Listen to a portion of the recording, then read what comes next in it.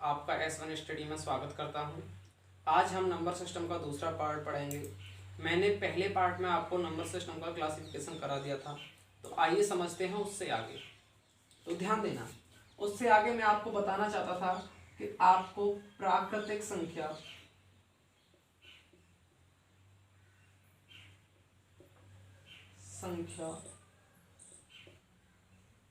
का योग कैसे निकालते हैं। देखो, आपको यदि प्राकृतिक संख्याओं का योग निकालना है तो उसके लिए आपने पढ़ा होगा n+1/2। अब देखो, इस फॉर्मूले से हम प्राकृतिक संख्याओं का योग निकालते हैं, लेकिन इसकी एक लिमिट है।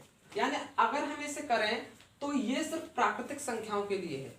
अगर हम सम संख्याओं के लिए करेंगे तो उसके लिए अलग होगा, अगर हम विषम संख्याओं के लिए करेंगे तो अलग होगा। ये सिर्फ प्राकृतिक संख्याओं के लिए है, इसलिए आप समझना कि अगर हमें सभी के लिए एक ही कंसेप्ट लगाना हो तो हम कैसे करें। तो मेरी बात ध्यान समझना। जैसे मैं आपसे कहूं 1 2 3 ... 15 पदों का योग बताइए, तो देखो 1 से लेकर 15 तक है, तो इसमें संख्याएं कितनी हैं? 15। तो इसमें पद भी जो होंगे, यहां जो ये n का मान जो होता है वह पदों की संख्या होता है, पदों की संख्या। अब ये पदों की संख्या है तो n का मान मुझे यहाँ 1 से अगर कहीं तक भी ये जाए, जितनी उसमें संख्याएं होंगी उतने ही उसके पद होंगे। तो मुझे पता चला कि n बराबर जो है वो 15 है। और जैसे ही मैं इसमें n का मान रखूंगा तो 15 + 1 यानी 16/2, और 2 से ये 8 बार भाग चला जाएगा, ये 120। यानी 15 संख्याओं को अगर मैं जोड़ता हूं तो उसका जो आंसर होगा वो 120 होगा। अगर मान लीजिए यही प्रश्न इस तरह से बना हो, जैसे 16 से लेकर और 50 तक के पदों का, 16 से 50 तक, तो अब ध्यान देना, क्या मैं n का मान यहां 50 रखूंगा? क्या 16 से लेकर 50 संख्याएं 50 पद होंगे? नहीं। जब ये 1 से आरंभ होगा तब यहां ये 50 पद होंगे। तो मुझे यहां पर 2 बार कैलकुलेशन करनी होगी। पहले 1 से 50 तक जोड़ना होगा, फिर 1 से 15 तक का योग उस योग में से घटाना होगा। जैसे अगर मैं 1 से 50 तक जोड़ता तो अब n का मान 50 हो जाएगा, क्योंकि 1 से आरंभ है, 1 से। तो 50/2 और 50 और 1 हो जाएगा आपका 51। सीधे सीधे लिख रहा हूं मैं। और ये कट जाएगा आपका 25 बार, और 25 गुणा में 51 करूंगा तो 1275। अब देखना, लेकिन मुझे तो 16 से 50 तक पूछा है, तो इसलिए मैं 1 से 15 तक का योग घटा दूंगा, और 1 से 15 तक का योग जो निकला है वो 120, और जब मैं कम करूंगा तो ये 1155। यानी अगर मैं 16 से 50 तक देखता हूं तो उसका आंसर जो होगा वो 1155। अब ध्यान से समझना, क्या हम इस तरह से ही इन क्वेश्चनों को करेंगे?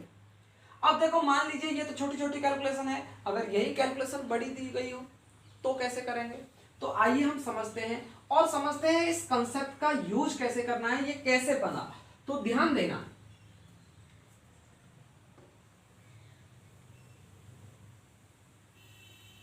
अगर मान लीजिए मैं आपसे कहता हूं कि 1 2 3 4 ... x, कितने तक? x। तो सबसे पहले मुझे इसमें पद पता करने होंगे, और जब कोई भी समांतर श्रेणी में पद होता है तो मुझे पता है कि 2 चीजें होती हैं, tn बराबर a plus n-1 into d। n का मान पता करने के लिए, फिर उस n के मान को जोड़ने के लिए सम ऑफ n का मान जो भी निकलेगा बटे 2, पहला पद और अंतिम पद, a प्लस n। इन 2 के जरिए ही वह कंसेप्ट बना है।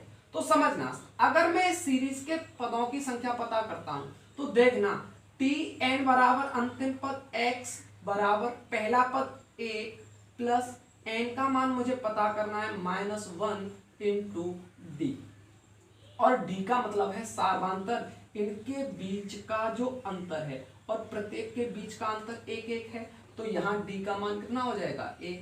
अब देखो x बराबर 1 प्लस n, एक का गुणा करूंगा तो n ही आएगा माइनस के 1 से 1 कट जाएगा, तो n बराबर जो आया वो कितना आया x। अब ध्यान देना n बराबर, अगर कोई भी संख्या 1 से आरंभ होती है तो उसमें उतने ही पद होते हैं। अब मुझे पता चला कि n बराबर x है, और जैसे ही मैं यहाँ n का मान रखूंगा तो x बटे 2, पहला पद कितना है मेरा 1, और अंतिम पद कितना है मेरा x, तो देखो वही बनता है x प्लस 1/2, जो मैंने आपको बताया था, चाहे यहाँ n कह लो n प्लस 1/2। तो इस तरह से ये फॉर्मूला बना हुआ है। अब ध्यान देना, हमें इस फॉर्मूले की जरूरत नहीं है। अगर हमें समांतर श्रेणी के पद की बात कर रहा है तो हमें इन दोनों को ध्यान रखने की जरूरत है। और इसमें भी अगर मैं इसे सिंप्लीफाई करता हूं तो मुझे ध्यान देना क्या मिला है, देखो अंतिम पद प्रथम पद n-1 इंटू डी, n को यदि मैं इधर ले आऊं यानी पहले पद को, तो अंतिम पद माइनस प्रथम पद से सार्वांतर कम, ये एक जो आया है वो सार्वांतर का ही तो मल्टीप्लाई है, और बटे सार्वांतर, क्योंकि n का भी तो गुणांक आएगा। तो इस चीज को मैं ऐसे भी तो लिख सकता हूं, अगर आप ध्यान दोगे तो, अगर मुझे n का मान निकालना है तो n बराबर l माइनस a बटे d, और प्लस का अपन ये भी तो लिख सकता हूं। जैसे मान लीजिए मैंने कहा 2 3 4 5, कितने पद हैं 1 2 3 4, तो हम डायरेक्ट कैसे निकालेंगे, इसमें से ये कम कर दो, तो 5 में से 2 जाएगा, कितना बचेगा 3, और 3 के बटे सार्वांतर तो 1 का चला है, 3 बटे 1, तो 1 का भाग किसी भी संख्या में दिया जाए उतना ही रहता है, तो 3 और 3 में जैसे ही मैं 1 जोड़ूंगा तो पदों की संख्या 4, देखो 1 2 3 4, आप आसानी से निकाल सकते हैं चाहे कुछ भी हो, और जो भी पदों की संख्या होगी उसे हमें उठाकर इसमें रखना है। तो देखो समझते हैं, मैंने लास्ट जो क्वेश्चन कराया था वो यही तो कराया था 16 से 50 तक। तो अब मुझे पता है अंतिम पद है 50, प्रथम पद है मेरा 16, तो पहले पद में से अंतिम पद में से पहले पद को घटा दूंगा, ये हो जाएगा 34, सार्वांतर 1 का आएगा तो 34 रहेगा, 34 में 1 जोड़ूंगा ये हो जाएगा 35, यानी n बराबर मेरा आ गया 35, और इस 35 को उठाकर इसमें रख दो, 35 बटे 2, पहला पद कितना था 16 और अंतिम पद कितना था 50, अगर 2 से मैं ये काटूंगा तो 8 बार, ये 25 बार कॉमन आ जाएगा 2। अब देखो 25 और 8 33, यानी 35 इंटू 33 मल्टीप्लाई करूंगा तो ये हो जाएगा 1155 आंसर। देखो यहां तक ये आपको समझ में आया होगा, अगर दिख नहीं रहा है तो यहां पर रखता हूं मैं, ये 35 इंटू 33 मल्टीप्लाई करूंगा, 35 दिया 105 105 5 5 1, यानी 1155। कोई भी क्वेश्चन हो आप सीधे सीधे निकाल सकते हैं, बस 2 चीजों को ध्यान रखना होगा, एक ये और एक इसका सिंप्लीफाई फॉर्म, n बराबर l माइनस a बटे d प्लस 1, ये ध्यान रखना होगा। तो ध्यान देना, आगे और क्वेश्चनों पर प्रैक्टिस करते हैं इसी तरह से। जैसे मान लीजिए मैं आपसे कहता 19 से 30 तक, 19 से 30 तक, देखो मध्य से ही है तो हमें अब एक ही बार में कैलकुलेशन करनी है, इसमें से मुझे ये घटाना है और ये मुझे घटाना है, तो यहां जो पदों की संख्या बचेगी वो 11, 9 10 में से 9 चला जाएगा, 2 में से 1 चला जाएगा 11, लेकिन 11 में d का भाग दूंगा तो 1 आएगा और प्लस 1, यहां पर जो पदों की संख्या होगी वो 12 होगी, तो 12 बटे 2, पहला पद 19 और अंतिम पद है 30, 2 से ये कट जाएगा 6, और अगर मैं इसे जोड़कर लिखता हूं तो ये हो जाएगा 49, अब मल्टीप्लाई करना है तो 54 5 हो जाएगा, 24 और 5 29, यानी 254।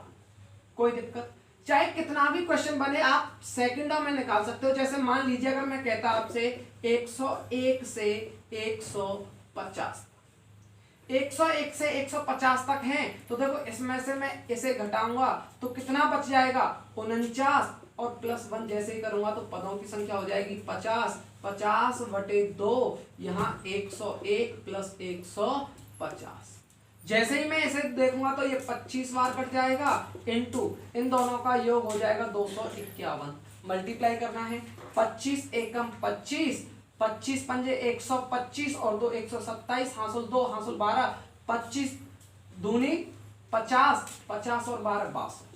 यानी कोई भी दिक्कत? मुझे उम्मीद है कि आपको सभी को ये समझ में आया होगा। अब ध्यान देना, अगर मान लीजिए ये तो प्राकृतिक संख्याएं हैं, सम संख्याओं के लिए क्या होगा? तो आपको कुछ अलग पढ़ने की जरूरत नहीं है, यही दो कंसेप्ट लगाने हैं। जैसे अगर मैं सम संख्याओं की बात करता हूं तो ध्यान देना, सम संख्याओं के लिए वही n का मान पता करना होगा। जैसे मान लीजिए 2 4 6 8 10।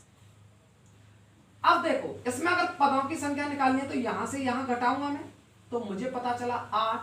अब देखो यहां सार्वांतर 1 नहीं होगा, सार्वांतर जो होगा वो 2 होगा। 2 + 1, 2 से ये कट जाएगा 4, 4 और 1 5। तो देखो 1 2 3 4 5, एन का मान जो है वो कितना आया? बस अब उठाकर उसी में रखना है, 5/2। देखो पहला पद 2 और अंतिम पद 10, ये 12 हो गया, 6 बार कट जाएगा और 6 × 5 करूंगा 30। तो इन पदों का योग जो होगा वो कितना होगा? 30। तो आपको चाहे कोई भी क्वेश्चन दिया हो आप आराम से इस तरह से निकाल सकते हैं।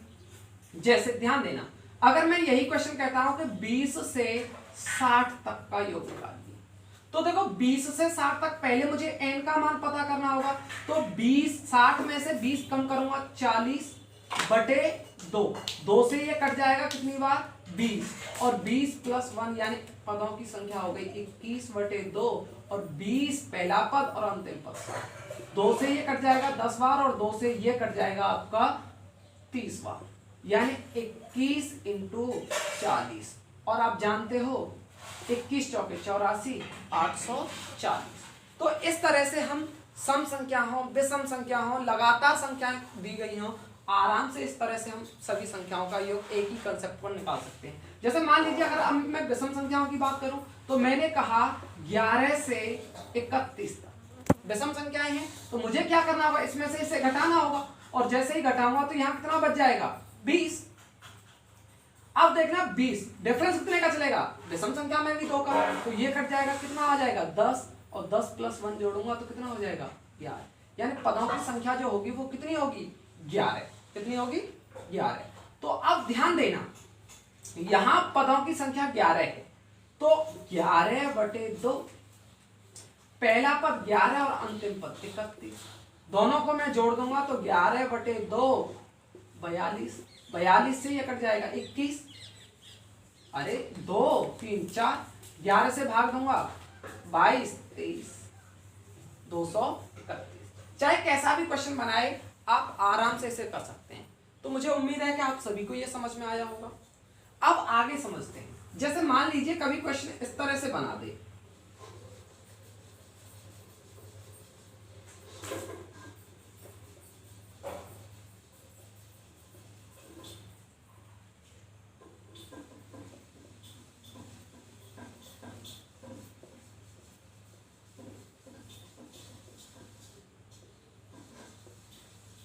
पहला क्वेश्चन 15वां पद क्या होगा, या 15 पदों का योग क्या होगा?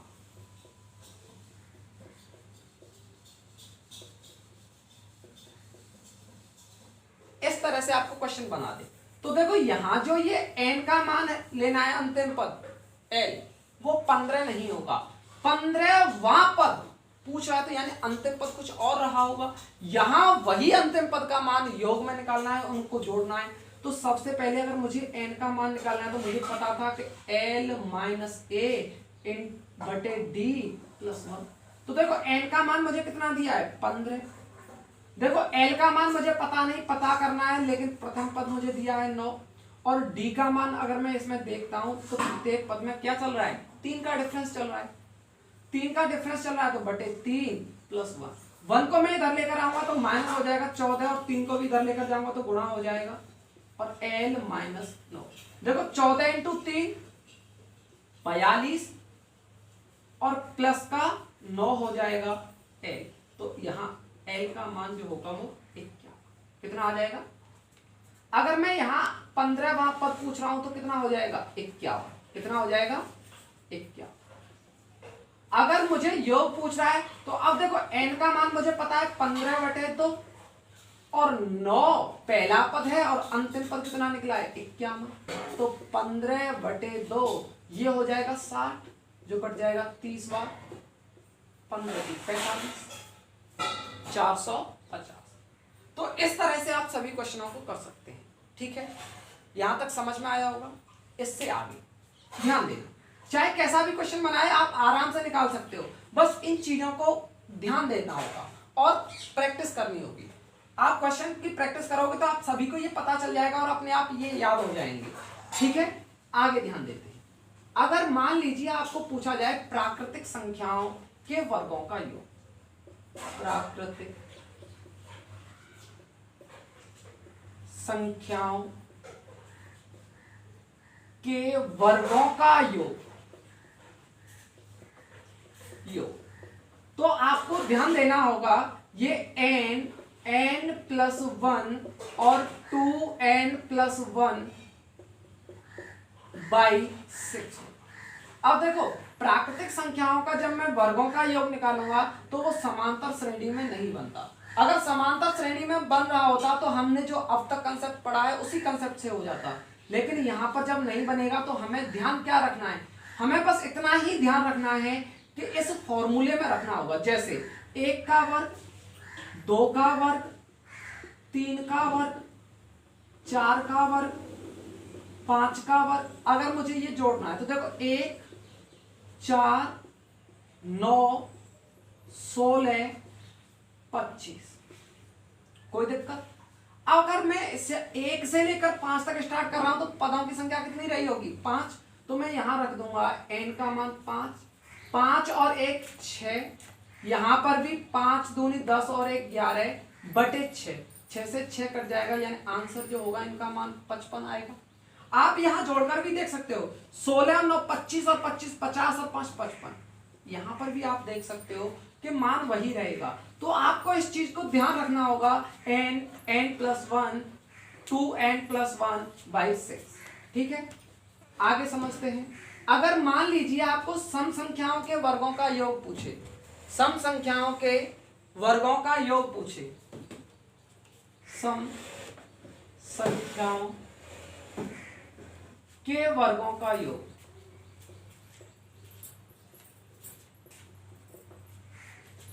तो ध्यान देना सम संख्याओं के वर्गों का योग पूछेगा तो आपको कुछ ज्यादा नहीं, बस 2n+1/3, बस इतना ध्यान रखना है। जैसे मान लीजिए मुझे 1 से 5 मतलब सम संख्याओं का, जैसे 2 का वर्ग, 4 का वर्ग, 6 का वर्ग, 8 का वर्ग, 10 का वर्ग, अगर मुझे ये जोड़ने तो ध्यान देना यहां पर इन मानों को जोड़ने के लिए देखो 2 का 4 होगा, 4 का 16 होगा, 36 होगा, 64 होगा और 100 होगा। ठीक है, अब ध्यान देना अगर मुझे इसे जोड़ना है तो यहां n का मान पता करना होगा, और n का मान पता करने के लिए मैंने बताया है 10 में से 2 कम किया 8, और 8 में मैं 2 का भाग दूंगा क्योंकि डिफरेंस भी तो 2 का चलेगा, 4 4 और 1 हो जाएगा 5। तो मुझे पता है यहां जो पदों की संख्या होगी वो 5 होगी, तो मैं रखता हूं 10, 5 और 1 6, 10 और 1 11/3। 3 से ये 2 बार कट जाएगा, 11 दूनी 22, 220। यहां पर भी आप जोड़कर देखोगे तो 220 ही होगा। ठीक है, तो इस तरह से आप सभी क्वेश्चनों को समझ सकते हैं। आगे ध्यान देते हैं। अगर आपसे पूछे विषम संख्याओं के घनों का योग, तो आपको n+1/2 का होल वर्ग, ये ध्यान रखना होगा।